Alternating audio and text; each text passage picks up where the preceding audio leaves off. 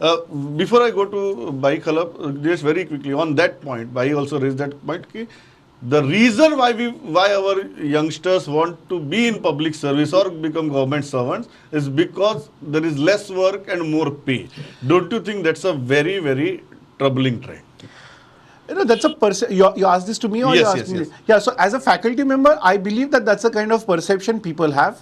But I don't know. I mean, if you notice, if you interact more with youngsters who are probably doing their post graduation or graduation, they are not really interested in jobs which do not have work. I think they are interested in jobs, for example, which have got tremendous amount of work, a lot of power, and so they know that they would have to work 24/7. The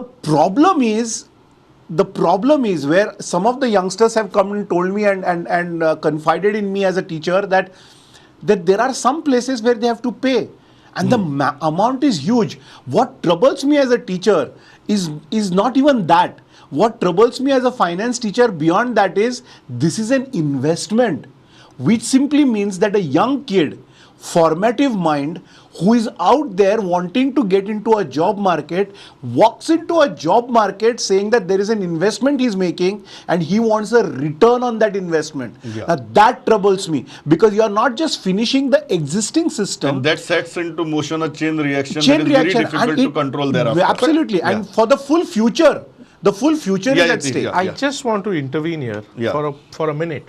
You know, so many vacancies for PSIs were advertised because police stations have increased, work has increased, so many things have, so vacancies were advertised. I know of so many youngsters who applied, and believe me, there are lawyers who have applied, there are people who are well educated have applied, and the motive is not just to get a government job.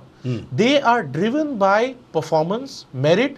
They have studied well in their colleges, in their universities, and yes, they want to be gainfully employed. So they have come into the government. But believe me, I know a lot of people, and many of them whom I know, I mean, they are also wanting to enter government because they want to perform.